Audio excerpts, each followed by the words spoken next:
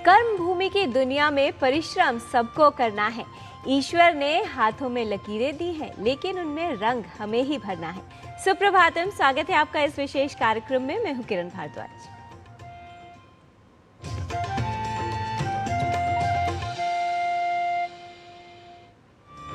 जीवन में सभी सफलता प्राप्त करना चाहते हैं, लेकिन वही मनुष्य सफल बनता है जो कठिन समय में धैर्यवान रहे और अच्छे समय में विनम्रता का धारण करे।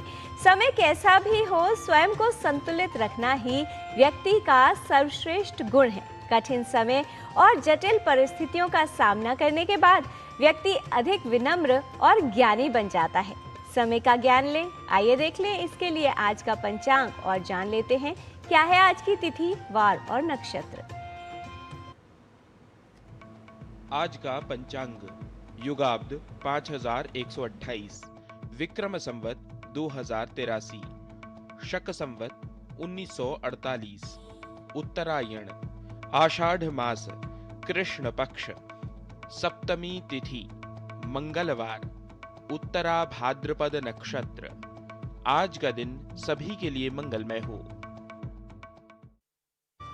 अपने गुणों के आधार पर उस शक्ति के बल पर ही व्यक्ति सफल हो सकता है, लेकिन विनम्रता, विवेक और आत्मविश्वास के साथ वो सर्वश्रेष्ठ शिखर तक पहुंच सकता है।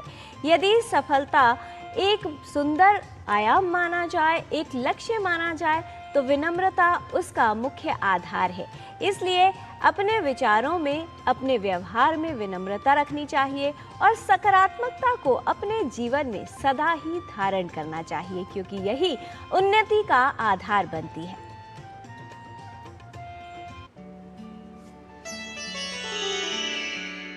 भवन्ति नम्रास्तरवः फलोद्गमैर्नवाम्बुभिर्दूरविलम्बिनो घनाः अनुद्धताः सत्पुरुषाः समृद्धिभिः स्वभाव एवैष परोपकारिणाम्।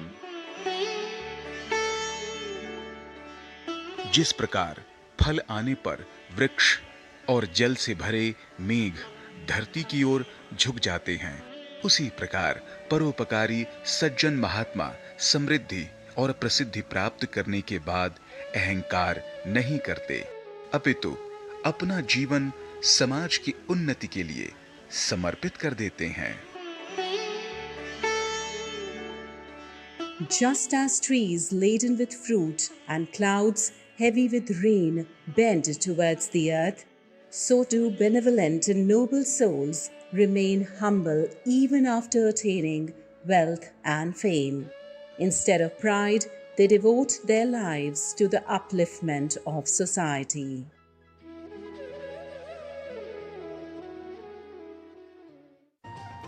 भारतीय मूर्तिकला हमारी समृद्ध सांस्कृतिक और आध्यात्मिक विरासत का अमूल्य भाग है। गुप्त काल से लेकर आधुनिक युग तक इस कला में धर्म, दर्शन और जीवन मूल्यों का साकार रूप साक्षात देखा जा सकता है। नटराज की प्रतिमा हो, बुद्ध की मूर्तियां या फिर खजुराहो और कोणार्क जैसे एलोरा और अजंता जैसे शिल्पकला केंद्र भारतीय कला की उत्कृष्टता के प्रतीक हैं। आइए इस रिपोर्ट के माध्यम से समझ लेते हैं भारतीय मूर्तिकला का गौरवशाली इतिहास, उसकी सांस्कृतिक धरोहर का महत्व और हमारी परंपरा के प्रतीक का वर्णन और महत्व क्या है।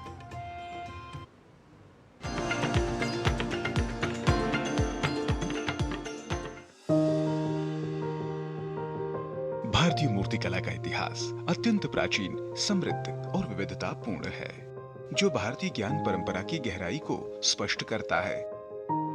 सिंधु सभ्यता से लेकर आधुनिक काल तक भारतीय मूर्तिकला ने आध्यात्मिक चेतना, सांस्कृतिक विविधता और कलात्मक उत्कृष्टता को संरक्षित किया है।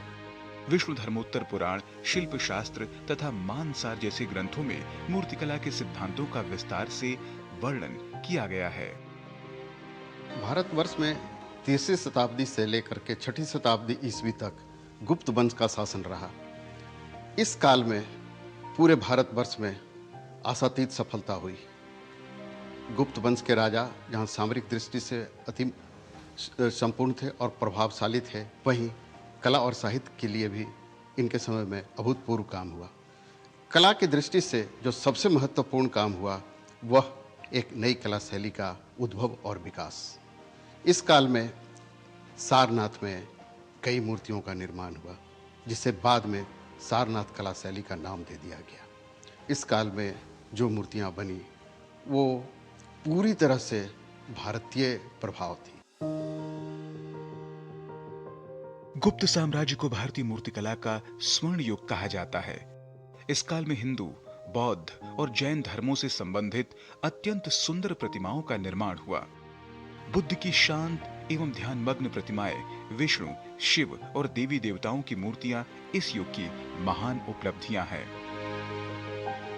भारतीय ज्ञान परंपरा में इस काल की मूर्तियां केवल धार्मिक प्रतीक नहीं थी, बल्कि वे आध्यात्मिक ज्ञान, ध्यान, करुणा और जीवन दर्शन का भी प्रतिनिधित्व करती थीं। दक्षिण भारत में चोल शासकों ने कांस्य मूर्तिकला को अत्यंत उच्च स्तर तक पहुंचाया।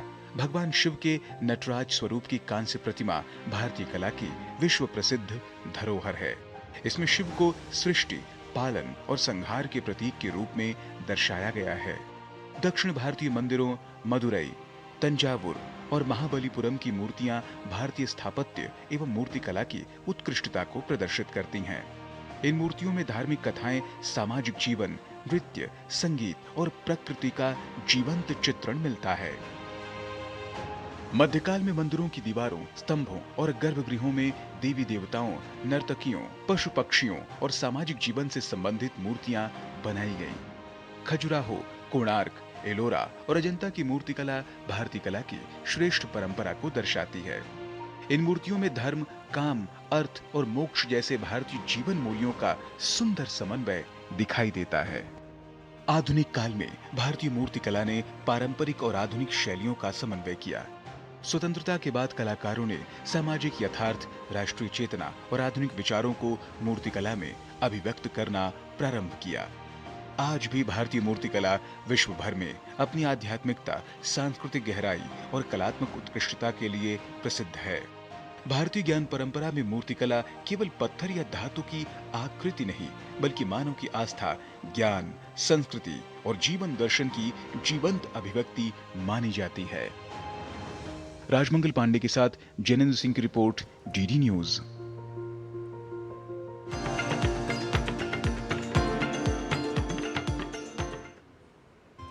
स्वस्थ रहने की प्राकृतिक यात्रा में हम आपके लिए लेकर आए हैं स्पेशल हेल्थ सीरीज, जिसमें स्वास्थ्य को समग्र दृष्टिकोण में दिखाया जाता है। जीवनचर्या में बस छोटा सा बदलाव और आप भी कर सकते हैं बीमारियों से बचाव। तो आइए चलते हैं योग 360 में प्राकृतिक रूप से स्वस्थ रहने के लिए।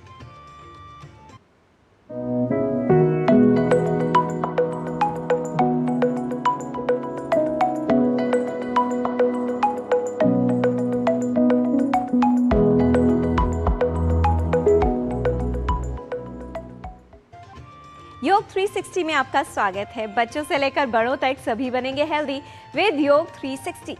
पंखा चल रहा है, एसी ऑन है, फिर भी शरीर में चुभन और खुजली क्यों हो रही है? गर्मी का असली टेस्ट धूप नहीं, बल्कि आपकी स्किन देती है। गर्मी सिर्फ पसीना ही नहीं लाती, कभी कभी अपने साथ खुजली, जलन और लाल लाल दानों की परेशानी भी लेकर आती है।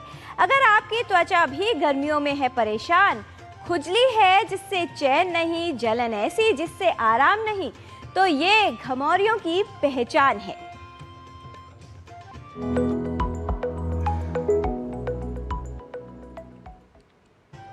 घमौरिया भले ही आम समस्या हो, लेकिन इसे नजरअंदाज करना बिल्कुल भी ठीक नहीं है। पसीना, बंद रोम छिद्र, लाल दाने और साथ ही लगातार होती खुजली, यही घमौरियों की कहानी है। क्या आप घमौरियों से हैं परेशान? लेकिन घबराइए नहीं, क्योंकि इसका भी है सही और सरल समाधान। गर्मी बढ़ने के साथ एक आम लेकिन परेशान करने वाली समस्या जो काफी लोगों में देखी जाती है वो है प्रिकली हीट यानी घमौरियां। तेज धूप, पसीना और उमस भरा मौसम शरीर की त्वचा पर छोटे छोटे लाल दाने और जलन उत्पन्न करता है। यही समस्या घमौरिया कहलाती है। जब त्वचा से निकलने वाला पसीना रोम छिद्रों को ब्लॉक कर देता है, तब त्वचा पर खुजली, चुभन और लाल दाने बनने लगते हैं। खास तौर पर पीठ, गर्दन, बाजू और कमर के आसपास इसका प्रभाव ज्यादा देखा जाता है। चुभती जलती घमौरियां एक आम समस्या है, लेकिन काफी परेशानी उत्पन्न करती है। अगर आप घमौरियों की समस्या से परेशान हैं और इससे छुटकारा पाना चाहते हैं, तो इसमें उपयोगी हो सकते हैं कुछ सरल प्राकृतिक उपाय। ना हो स्किन ओवरहीट, जरूरी है थोड़ा अटेंशन। कूल रहना ही है बेस्ट प्रिवेंशन। करें ये योगिक क्रियाएं, नहीं होगी घमौरियों की कोई भी टेंशन। आज हम बात कर रहे हैं घमौरियों की, यानी हमारे शरीर पर छोटे छोटे दाने हो जाना। ये तब होता है जब हमारे शरीर में पित्त बढ़ा होता है, यानी गर्मी बढ़ी होती है। ऐसे में बहुत महत्वपूर्ण है कि हम दो बहुत सरल से प्राणायाम का अभ्यास करें, जिसमें विशेष रूप से हम करें चंद्र भेदी प्राणायाम का अभ्यास। यथा नाम तथा गुणा, नाम से ही पता चल रहा है कि हमारे चंद्र स्वर को एक्टिव करता है। ऐसा करने से शरीर के अंदर ठंडक बढ़ती है। कैसे करना है इसको? आप इसी प्रकार से आसन में बैठेंगे और अपने दाएं हाथ के अंगूठे से अपने दाएं स्वर यानी राइट नॉस्ट्रिल को बंद करेंगे और बाएं यानी लेफ्ट स्वर से सांस लेते जाएंगे, लेते जाएंगे, लेते जाएंगे। जब पूरा इनहेल कर लें तो इसे बंद करके राइट से यानी दाएं स्वर से सांस छोड़ते जाएं, छोड़ते जाएं, छोड़ते जाएं। ये एक राउंड है। फिर से लेफ्ट स्वर से सांस लेना, पूरा इनहेल करें और राइट स्वर से सांस छोड़ देना। जब आप 5 से 6 बार इसे दोहरा लें, हाथों को वापस ले आएं, हाथ खोलने की कोई जल्दी नहीं करें और फिर धीरे धीरे से आंखें खोल लें। यहाँ ये ध्यान रहे कि हर बार हम लेफ्ट से इनहेल कर रहे हैं, राइट से एक्सहेल कर रहे हैं। यह है चंद्र भेदी प्राणायाम। शीतली प्राणायाम के अभ्यास के लिए अपने हाथों को हम ज्ञान मुद्रा में ले लेते हैं। जिह्वा का हमको पाइप बनाना है। जिन लोगों का पाइप बन जाता है बहुत अच्छी बात है, जिनका नहीं बनता विद्याभ्यास लेने वो प्रसिद्धति, विद्याभ्यास से प्रसन्न होती है। अभ्यास करते रहें, लेकिन जब तक नहीं हो रहा तब तक जिस भी रूप में आप टंग को बेस्ट से बेस्ट स्थिति में ला सकते हैं वैसा करने का प्रयास करेंगे। तो पाइप बनाना, पाइप के थ्रू इनहेल करेंगे,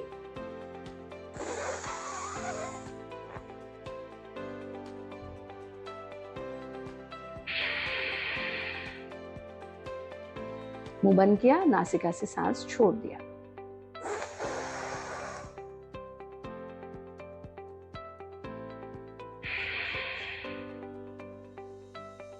बहुत सरल अभ्यास है। 5 से 6 बार दोहरा लीजिए। आंख खोलने की कोई जल्दी नहीं, धीरे धीरे से आंखें खोल दें। इन 2 अभ्यास को तो आप रेगुलरली करेंगे ही। इसी के साथ साथ आप थोड़ा सा जिस पानी से स्नान कर रहे हैं, बाल्टी में पानी भरिए और उसमें नींबू के पीसेस कट करके डाल दीजिए थोड़ी देर, और साथ में आप इसमें कुछ नीम के पत्ते भी डाल सकते हैं और फिर इस जल से आप स्नान कीजिए। स्टाइल वही जो सेहत बढ़ाए, स्किन भी ग्लो करे और स्माइल भी आए। बचना है अगर घमौरियों की समस्या से, तो शरीर को कूल यानी ठंडा रखने वाला ऐसा आहार खाएं। विटामिन सी और विटामिन ए तो त्वचा के लिए बहुत अच्छे माने जाते हैं। तो आप जैसे आंवला हो गया, अगर आपने आंवलों को मुरब्बा बना के या फिर उनको बचा कर रखा हो तो आप आंवला कैंडी या मुरब्बों का सेवन कर सकते हैं। उसके अलावा आप आम पन्ने का सेवन कर सकते हैं और इन्हीं तरह से आप विटामिन सी को मौसम्बी और संतरों से भी पूरा कर सकते हैं और नींबू पानी से भी कर सकते हैं। हम क्या करते हैं, गर्मी में ज़्यादा ठंडा खाते हैं, बर्फ़ खाते हैं, ठंडी चीज़ें पीते हैं, बट हमें क्या करना है, बॉडी के टेम्परेचर को जो है वो सामान्य रखना है। क्योंकि हम जैसे बर्फ़ की तासीर जो है या ठंडी चीज़ों की तासीर जो है वो गर्म होती है, तो वो और गर्मी प्रोड्यूस करती है।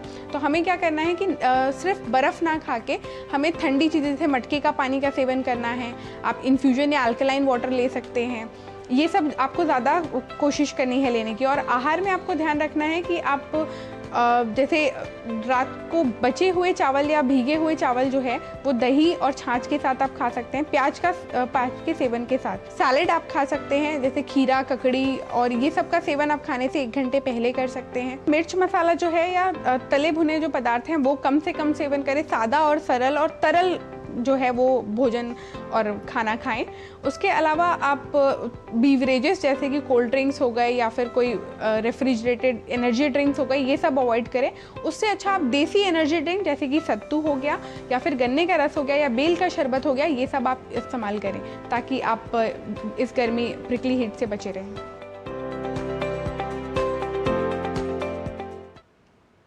ग्लो भी चाहिए कंफर्ट के साथ, तो स्किन केयर को बनाइए रोज की बात। ये औषधियां दूर करेंगी घमौरियां। फ्रेश एंड हेल्दी स्किन सदा रहेगी आपके साथ।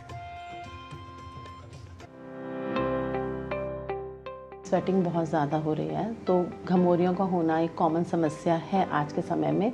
तो ये भी एक पित्त की ही प्रॉब्लम है आपकी बॉडी में, क्योंकि गर्मियाँ बहुत ज़्यादा हैं तो कहीं ना कहीं पित्त का प्रकोप होगा। तो जब पित्त का शमन करना है तो घृत, जिसको गौ घी कहा जाता है, घृत का सेवन हमें अपने भोजन में ज़रूर करना है इस मौसम में, अगर हो सके, क्योंकि सरसों के तेल की तासीर गर्म होती है। तो जाड़ों में आप सरसों का तेल यूज़ कर सकते हैं, पर गर्मियों में जहाँ तक हो सके घी का प्रयोग करें। घी का प्रयोग करने से इंटरनली आपकी बॉडी में कूलिंग रहती है। अगर चंदन आपको ओरिजिनल चंदन मिल सकता है तो उसका लेप लगाना बेस्ट औषधि है। उसको अगर लेप लगाएंगे तो घमौरियों में बहुत ज़्यादा आराम मिलेगा। एलोवेरा जेल का प्रयोग भी हम कर सकते हैं। जब इस जेल को लगाएंगे तो वो, क्योंकि शीत होता है, ठंडा होता है, तो सूदिंग इफेक्ट देता है। अर्जुन हमारी स्किन के लिए भी एक बहुत अच्छी औषधि है। स्पेशली प्रिकली हीट में आप इसका लेप लगा सकते हैं, या फिर इसके फाइन पाउडर की अगर डस्टिंग करेंगे तो प्रिकली हीट वाली प्रॉब्लम में आराम होता है। जब ये प्रॉब्लम ज़्यादा बढ़ जा रही है, स्वेटिंग भी बहुत ज़्यादा हो रही है, तो स्फटिक, जिसको फिटकरी कहा जाता है, उसके चूर्ण से भी आप डस्टिंग कर सकते हैं। जैसे हम पाउडर का यूज़ करते हैं उसी तरह से हम उसकी डस्टिंग कर सकते हैं। अगर फिर भी इसमें आराम नहीं मिलता तो नींबू पत्र, उसका लेप इसमें उपयोगी होता है। और अगर एक्सेसिव हीट जनरेट हो रही है, रेडनेस है, प्रिकली हीट बहुत ज़्यादा है, तो पंचवल्कल क्वाथ, जिसमें कि 5 पेड़ जो हमारे प्लक्ष, पारीस, वट, उदुम्बर, पीपल, ऐसे पेड़, इनकी छाल से बना हुआ एक मिक्सचर जिसको हम पंचवल्कल आयुर्वेद में कहते हैं, यह बहुत शीत होता है। तो इसका आप वाटर बना के रख लें, जैसे काढ़ा हम बनाते हैं वैसा बना के रख लें, और जब आप वॉश कर लें, नहा लें, तो उसके बाद इस पानी से उस जगह को वॉश करें। या आंवला पाउडर, आप सुबह सुबह कहीं भी घर से निकलने से पहले 1 चम्मच आंवला पाउडर मिश्री के साथ मिलाकर, जो डायबिटिक नहीं हो मिश्री मिला लें, अदरवाइज सिंपल भी आप आंवला पाउडर 1 चम्मच खाकर अपने घर से निकलेंगे तो बहुत सारी ऐसी समस्याओं से आप बच सकते हैं। अधिक गर्मी में बच्चों को न खेलने दें और उन्हें हाइड्रेटेड रखें। साथ ही घर में पर्याप्त हवा और ठंडक का प्रबंध होना चाहिए। इस गर्मी खुद को ठंडा, साफ और सुरक्षित रखें ताकि इस मौसम में घमौरियां आपके लिए परेशानी का कारण न बने। तो आज आपने जाना चंद्रभेदी प्राणायाम का अभ्यास, शीतली प्राणायाम का अभ्यास। ये अभ्यास शरीर को शीतलता प्रदान करते हैं। घमौरियों की समस्या से राहत में उपयोगी है योग। आंवला, मौसमी, संतरा, खीरा व ककड़ी का सेवन उपयोगी है। भीगे हुए चावल दही या छाछ के साथ खाएं। सत्तू, आम पन्ना, नींबू पानी, गन्ने का रस या बेल का शरबत पीना लाभकारी है। तीखा, अधिक मसालेदार आहार न खाएं। कार्बोनेटेड ड्रिंक्स का सेवन न करें। भोजन में गौ घृत का सेवन करें। आंवला चूर्ण का सेवन उपयोगी है। त्वचा पर चंदन, अर्जुन का लेप लगाएं या एलोवेरा जेल लगाना उपयोगी है। समस्या अधिक होने पर फिटकरी पाउडर से डस्टिंग व नींबू पत्र का लेप करना उपयोगी है। स्नान के बाद पंचवल्कल क्वाथ त्वचा पर लगाना लाभकारी है। ना कोई रैश, ना क्रैश, बस फ्रेश फील। हेल्दी स्किन है best summer deal. Healthy skin, lovely smile, ये है समर का रियल स्टाइल। हेल्थ संबंधी जानकारी हम आप तक ऐसे ही लाते रहेंगे, आपको हेल्दी बनाते रहेंगे। बच्चों से लेकर बड़ों तक सभी बनेंगे हेल्दी विद योग 360।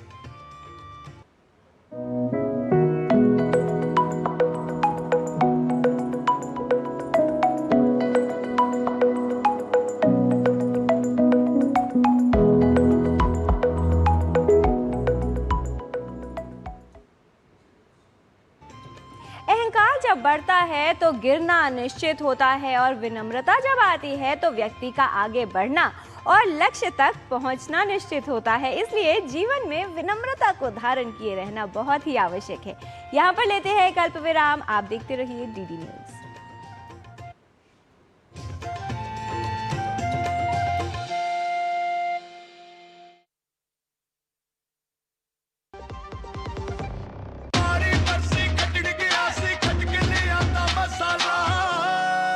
मसाला ओए, छोले दा या लोबिए दा, पंजाबी छोले दा या पिंडी चने दा। अब छोलिया हो या लोबिया, पंजाबी छोले या पिंडी चने, सब कुछ मजेदार बने। आज का मेरा प्रोजेक्ट है मेरा गांव, तो चलिए मैं अपना गांव दिखाती हूँ। जीवन चाचा के लिए उनका पोनी बैंक है। ये है मोनू भैया, इनके लिए इनका पोनी मंडी है। बबनी बुआ के लिए उनका पोनी आस्था है। हमारे सरपंच जी के लिए उनका पोनी ऑफिस है। हमारे गांव के बच्चे जच्चे के लिए पोनी उनका हेल्थ रिपोर्ट है। कैसा लगा हमारा डिजिटल भारत? कमेंट में जरूर बताना दोस्तों। आज देश में डिजिटाइजेशन का दायरा गांव-गांव तक पहुंच चुका है। हर जीत की शुरुआत होती है छोटे छोटे कदमों से, और हर छोटी तैयारी बदल सकती है पूरा नतीजा। क्योंकि मैदान हो या जिंदगी, छोटी से छोटी तैयारी ही देती है प्रोटेक्शन, और प्रोटेक्शन ही देता है भरोसा। जैसे LIC की बीमा लक्ष्मी, एक खास प्लान सिर्फ महिलाओं के लिए, जहां छोटी बचत दे बड़ी सुरक्षा, ताकि जिंदगी के हर मैदान में आप रहे हर पल के लिए रेडी। LIC बीमा लक्ष्मी, रखे हर पल के लिए रेडी।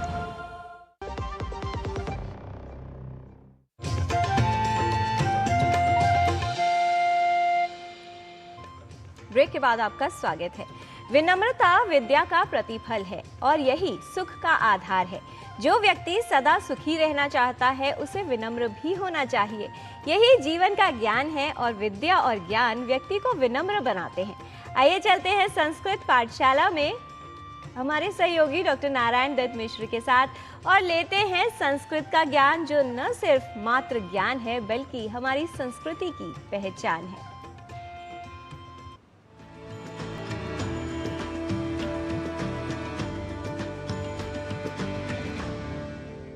नमः सर्वेभ्यः संस्कृत पाठशाला प्रभागस्य दर्शकेभ्यः। अहं नारायण दत्तः पुनः उपस्थितः संस्कृत पाठशालायां शब्द विशेषमादाय। संस्कृत भाषा सीखने के क्रम में शब्दों के सही उच्चारण व उनके प्रयोगों को आप इन दिनों सीख रहे हैं। जैसा कि आप जानते ही हैं कि अंतर्राष्ट्रीय गीता महोत्सव प्रतिवर्ष कुरुक्षेत्र में धूमधाम से मनाया जाता है, जिसमें श्रीमद् भगवद गीता से जुड़े विभिन्न उपक्रमों का आयोजन भी किया जाता है।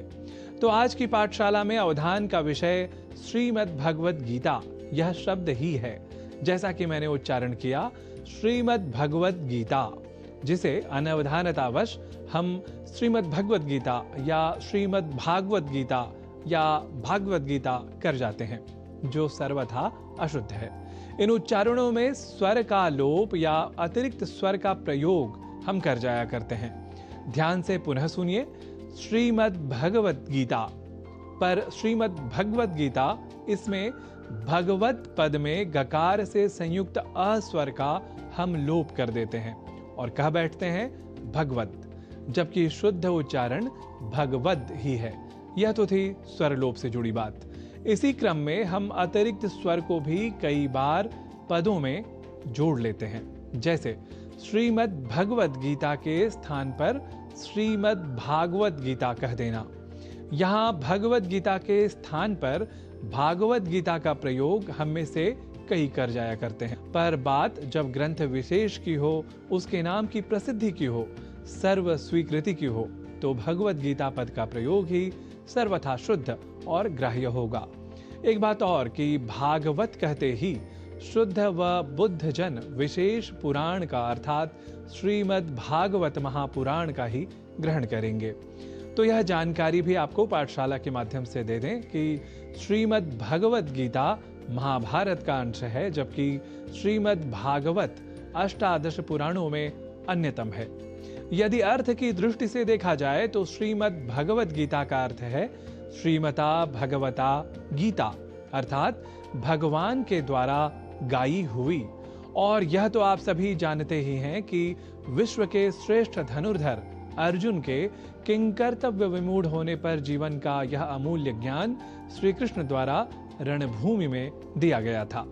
यही ज्ञान रूपी अमूल्य निधि विश्व के बड़े से बड़े शैक्षणिक संस्थानों में अध्ययन व अध्यापन का विषय बना हुआ है।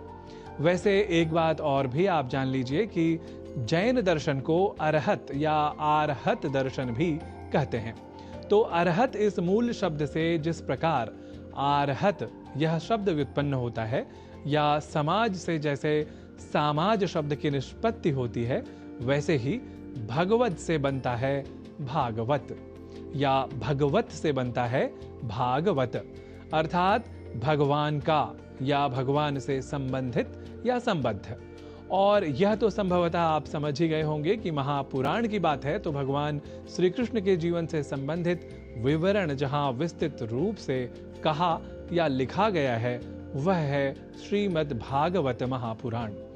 तो आज की संस्कृत पाठशाला का सार यह कि आप न हो श्रीमद् भगवत गीता और श्रीमद् भागवत महापुराण में कंफ्यूज, और करें सदैव उचित योग्य एवं शुद्ध पदों का यूज। तो भाषा परक ऐसे ही विशेष अंशों को जानने के लिए देखते रहिए संस्कृत पाठशाला। पुनः मेलिष्यामः। नमो नमः।